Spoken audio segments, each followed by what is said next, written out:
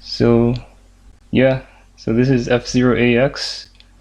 It's the arcade counterpart to F-Zero GX. And normally you would play this game on an arcade cabinet, but I'm not sitting in an arcade cabinet. It's not, my seat isn't like tilting left and right and stuff. I'm just playing this on a Wii, which is possible thanks to a homebrew app called Nintendont. So yeah, in AX, drifting physics are really different from F-Zero GX. And I'm going to be using an AX only technique called T-Drift or Turbo Drift. And basically I get my machine in a drifting state and then just strafe in one direction. And with certain custom machines, I can keep my T-Drift by just driving straight. And it's the dominant speed tech in AX. So I can't claim it makes me go really fast now that Sonic has just played Turbo, but you know. Anyway, the times you get are similar to like snaking times in GX. Here's what it looks like.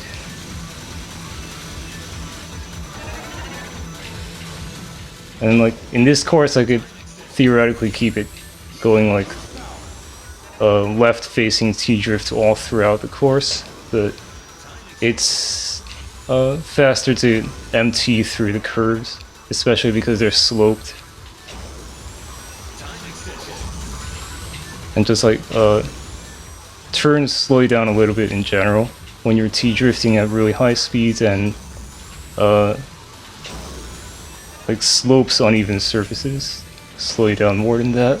So this is doing pretty well.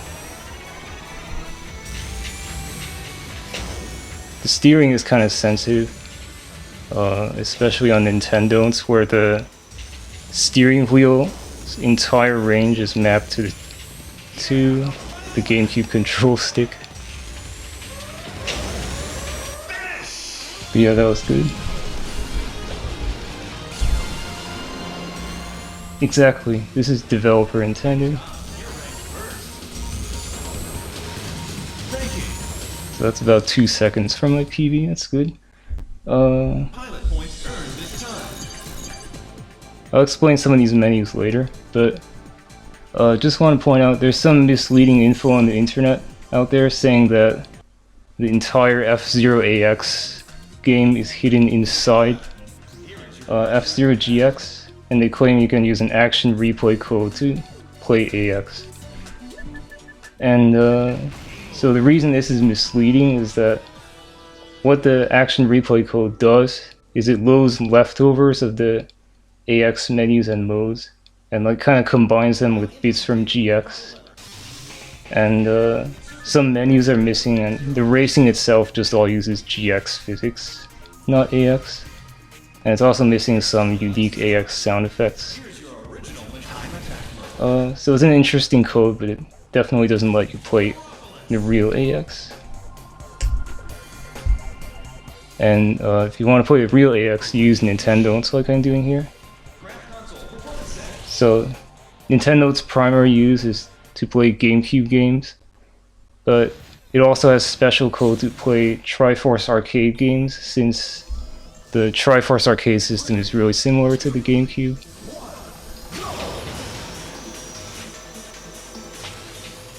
I don't think it supports all Triforce games out there, but it definitely supports AX. So this course has some bumps and dips in the road, and if I try to T-drift over like this bump, for example, then I just slam to the wall because I'm drifting to the left. Like basically the bump interrupts my T-drift, so I'm just like strafing the air. So I want to like MT over that part. So MT is momentum throttle for those of you not familiar with GX techs. You just release the accelerator.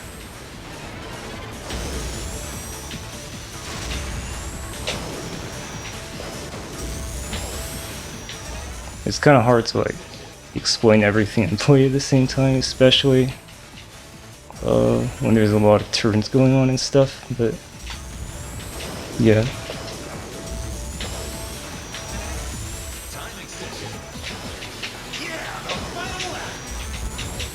So I'll mainly be explaining between tracks.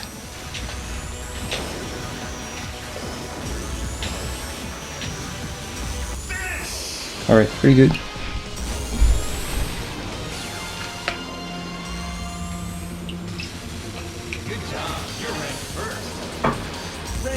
Alright, so... Alright, in Nintendo, so the arcade controls are mapped to the GameCube controller. So as you can see from my input display here, and instead of the analog pedals for acceleration and brake, it's just mapped to the A and B buttons here. And in the arcade, steering wheel's entire range again is mapped to the control stick. So when you do a drift in GX, you use both the L and R strafe buttons. And in AX, if you hold both strafes and steer, then you just do a spin attack. So there isn't really like a tech that uses both strafes in AX. Instead, to do a drift in AX, you brake while steering. And to start a T-drift reliably, what I do is I steer, strafe, and tap brake like pretty much all at the same time. And then to hold the T-drift, I just have to keep strafing.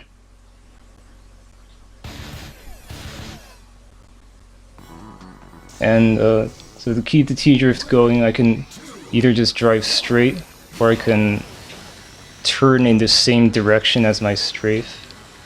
But if I turn in the opposite direction of my strafe, then I tend to regain grip, unless I just steer like really gently. So if the track changes direction, then generally I have to change the T-drift direction like that.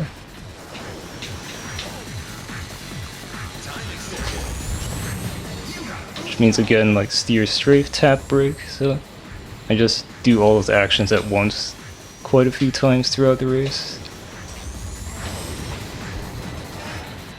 It's kind of tricky to get good speed coming out of the tunnel in this course.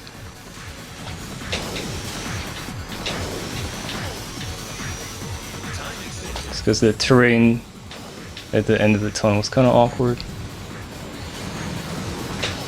Okay.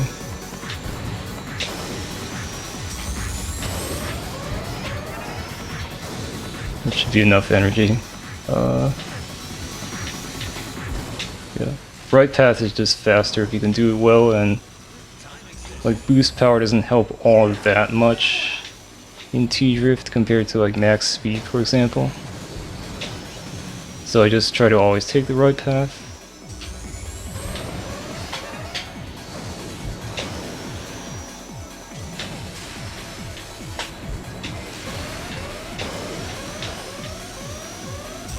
Cool.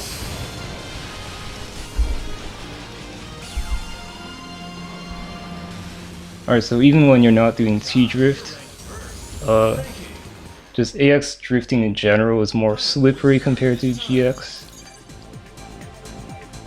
And it's like you can do small T-drifts in a way that kind of feels like quick turning in GX, but the control isn't as fine as in AX, so you can't really like turn on a dime. And if you know the MTS technique from GX, it doesn't work in AX, or it just doesn't do much for you. Like steering and strafing in opposite directions doesn't do anything special for your speed. Another difference in AX is that the timing that you accelerate at the start of the race actually matters, and the correct timing is a bit before the 1 in the countdown. So it's kind of like in the GBA F-Zero games. Like if you start too early, then you get a short boost, but then you kind of overheat afterwards. If you get just the right timing, then you just get like a boost fire without overheating. So it's like that in AX. It's just that there isn't that much visual cue of success or failure. You just like watch your speed carefully and see if it worked. 3, 2, 1, go! Yeah, so people tend to not like this course, especially in AX, where it's more slippery. But yeah, I don't know. I unironically find it kind of fun. Because it's like, if you know everything that can go wrong, then it feels pretty good to get it right. Like that, because yeah, okay, that might be the best lap 1 I've ever done on this course. So we'll see how that goes. Like, that was pretty clean.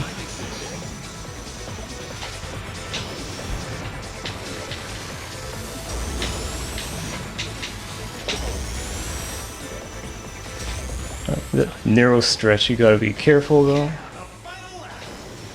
If you lose your T-drift, on that stretch, then it's really hard to get it back.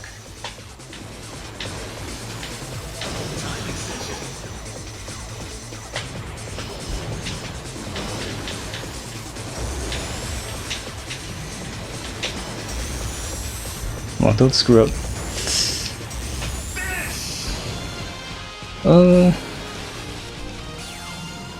Yeah, so that's a personal best with really strange splits. Yeah, cylinder wave. Alright, so an AX card cabinet can accept 2 types of cards, and one is a licensed card, which can be used to track your progress in the game and save your best times, and then you can also accumulate pilot points, which is what this screen is about. You can use your pilot points to choose custom parts for your custom machine, or you can choose a pilot, like I've been doing.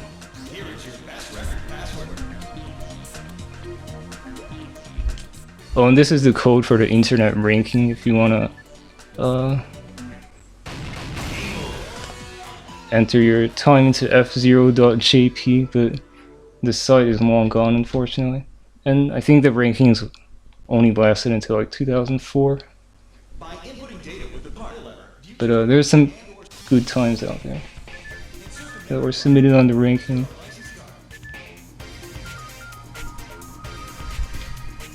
So the license card, so this is like my license card data here. It only lets me access a subset of the possible custom parts. And to access all the possible custom machines, you need a GameCube memory card with GX Garage data on it, and then connect it to an AX machine. Unfortunately, Nintendont doesn't support that memory card connectivity. So I'm not using the best possible T-drifting machine here, but it's still pretty solid. It's called Heat Grampus. 3, 2, 1, go!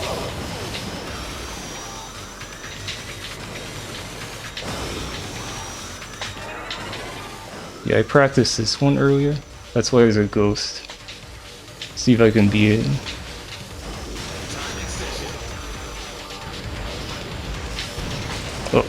Oh, okay.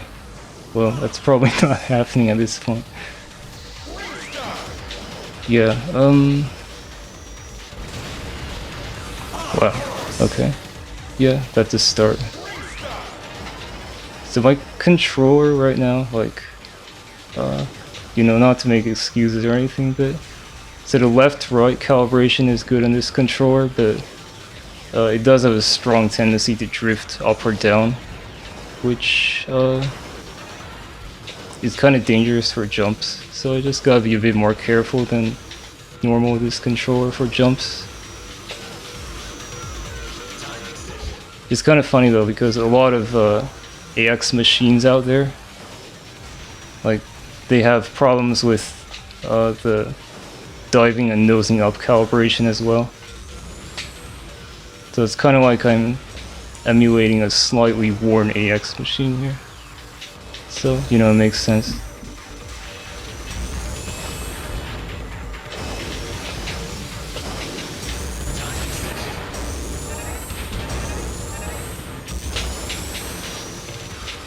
So if you're looking to like kind of get started with T-Drift, so Sonic Oval is probably the easiest course to do so, and then Thunder Road, like, you know, if you're just looking to have fun with T-Drift, Thunder Road is probably the second most fun. It's just that if you're trying to optimize it, then it's, like, to me, it's the hardest course. Just because you can go so fast and then there's some thin parts like this. So I almost always, like, hit the wall at least once in those bottlenecks. And if you manage to not hit the wall, then you just see how much faster it is when it actually happens. Oh. Alright, I tried to like boost in the middle of that. Kind of risky.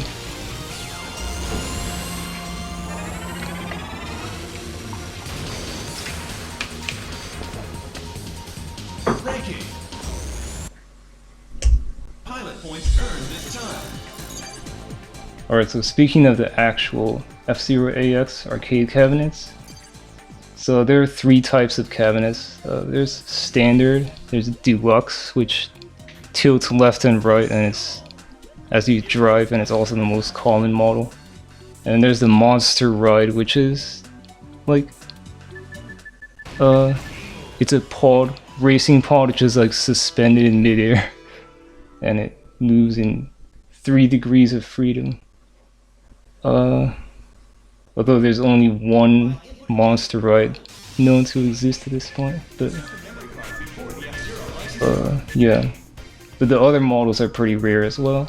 Like, you're looking at maybe 5 to 8 arcade locations in the United States, which probably still have AX, and around the world it's maybe like 40 to 60 locations.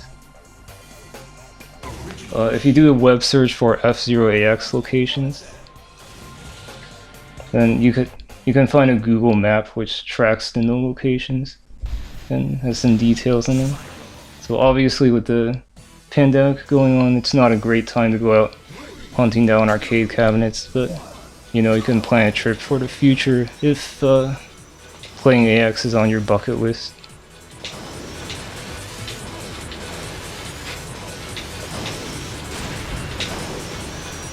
Alright, so I want to get a decent jump coming off this cylinder.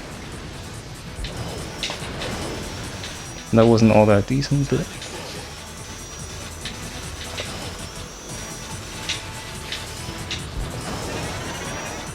alright, this zigzag tunnel can be a bit tricky.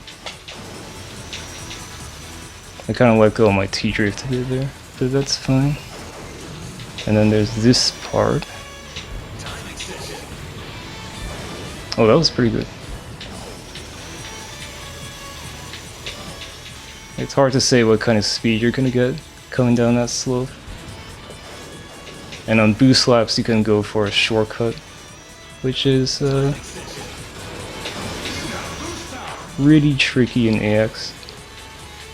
But I've done it a few times.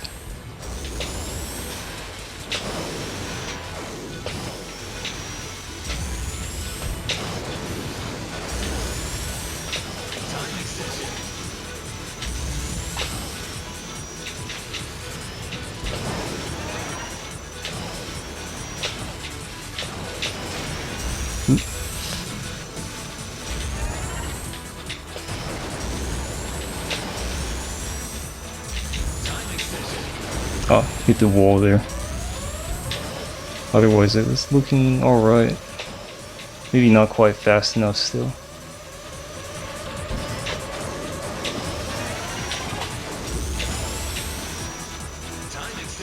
That's a pretty good lap though. Oh, I'm going fast. Thought it wasn't T-drifting long enough to go that fast.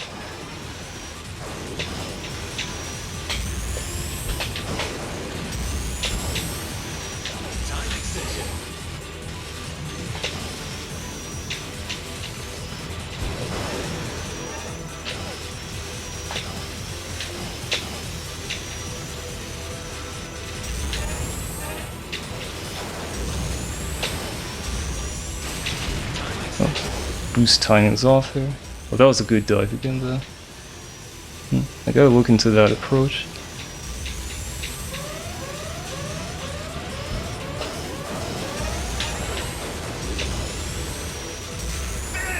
Okay, pretty good, pretty good.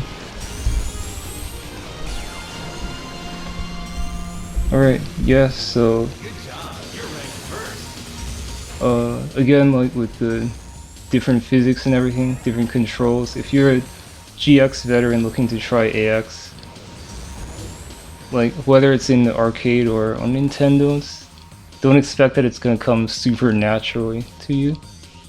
Even if you're great at GX, but you know, if you're looking for a new kind of F-Zero challenge, then AX can be a lot of fun. And admittedly, it doesn't click with everyone, but well, from my totally unbiased perspective here, I say AX is worth giving a shot.